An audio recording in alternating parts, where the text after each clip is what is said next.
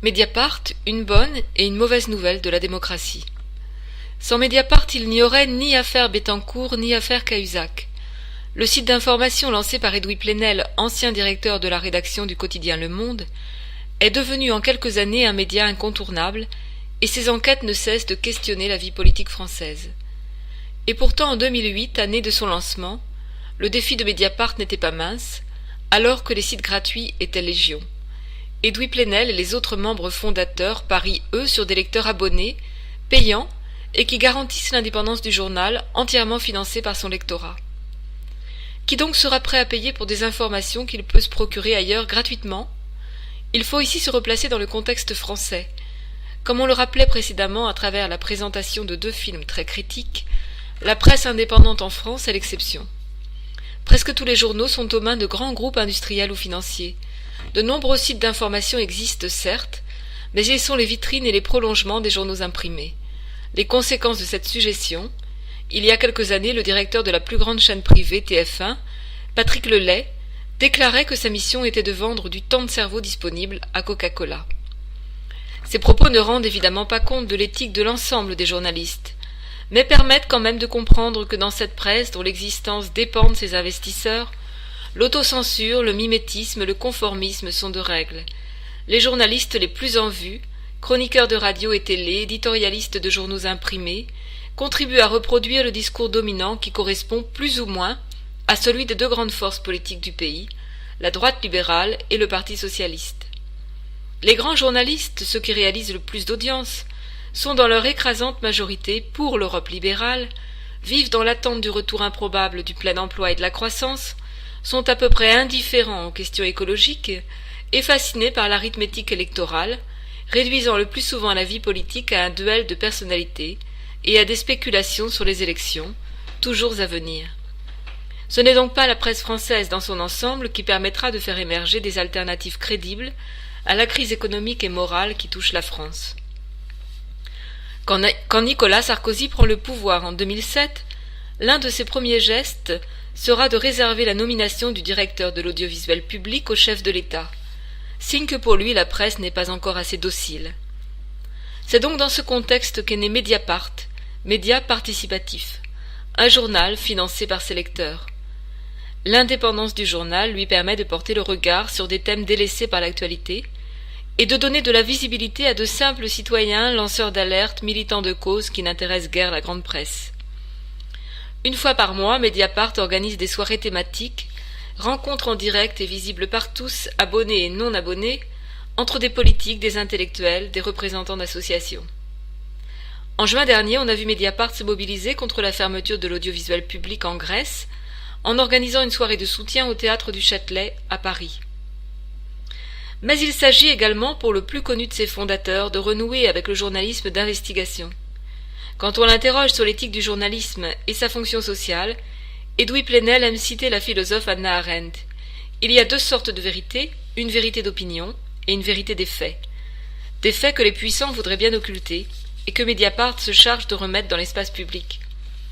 L'affaire Bettencourt a secoué la Sarkozy et montré une nouvelle fois les liens étroits entre le pouvoir et l'argent. Sans Mediapart, on en saurait beaucoup moins sur les relations troubles de l'entourage de Nicolas Sarkozy avec l'ex-dictateur libyen Kadhafi, et moins également sur l'affaire Karachi. Quant à l'affaire Cahuzac, scandale de la Hollandie, elle a conduit aux aveux et à la démission du ministre délégué au budget. Il va sans dire que cette conception du journalisme n'est pas du goût de tous.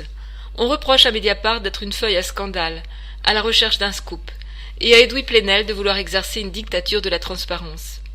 La presse se montre souvent réticente à reprendre les informations du site.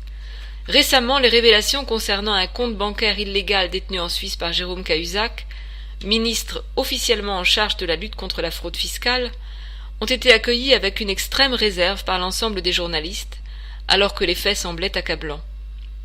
Ces mêmes journalistes qui sont en d'autres occasions tellement péremptoires, quand il s'agit par exemple d'expliquer aux Français pourquoi ils vont devoir renoncer aux droits acquis pour leur retraite et travailler plus longtemps, se sont montrés soucieux en ce cas d'observer la plus grande prudence. Jean-Michel Apathy, éditorialiste pour une grande radio privée et chroniqueur vedette d'une chaîne de télé, est allé jusqu'à envoyer 80 tweets, tour à tour sentencieux, rageurs et ironiques, pour ébranler la position de Mediapart.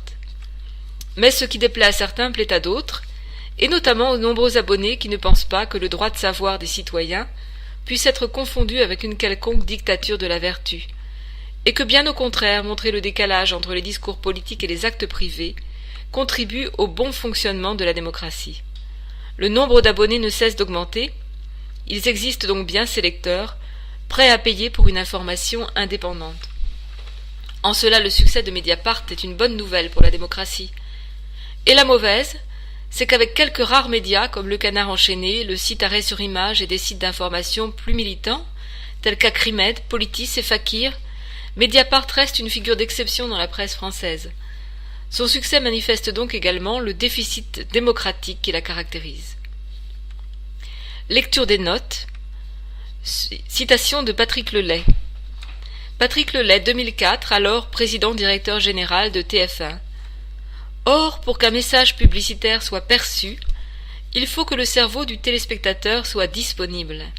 Nos émissions ont pour vocation de le rendre disponible, c'est-à-dire de le divertir, de le détendre pour le préparer entre deux messages.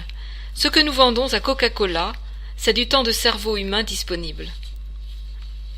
Note 2, affaire Bettencourt. L'affaire Bettencourt est au départ une affaire privée. Un litige oppose Liliane Bettencourt, héritière de la firme L'Oréal, l'une des plus grandes fortunes mondiales, et sa fille. Mais l'affaire devient publique quand des enregistrements faits au domicile de Liliane Bettencourt mettent en lumière une gigantesque fraude fiscale et des soupçons de financement occulte de la campagne présidentielle de Nicolas Sarkozy en 2007. Nicolas Sarkozy a d'ailleurs été mis en examen dans cette affaire pour abus de faiblesse sur la personne de Liliane Bettencourt. Note 3. Existe-t-il une affaire Kadhafi ? Il existe un certain nombre d'indices, de déclarations, de documents qui interrogent sur des liens financiers entre l'entourage de campagne de Nicolas Sarkozy, notamment par l'intermédiaire de ses proches Claude Guéant et Brice Hortefeux, qui furent tous deux, entre autres, ministres de l'Intérieur, et Kadhafi. Note 4. L'affaire Karachi est une affaire de commission illégale sur des ventes d'armes en direction de l'Arabie Saoudite et du Pakistan, dans un contexte, là encore, de campagne électorale. Des soupçons de financement illégal pèsent sur Édouard Balladur, candidat malchanceux aux élections présidentielles en 1995. Son porte-parole de campagne était alors Nicolas Sarkozy, qui était en même temps ministre du Budget.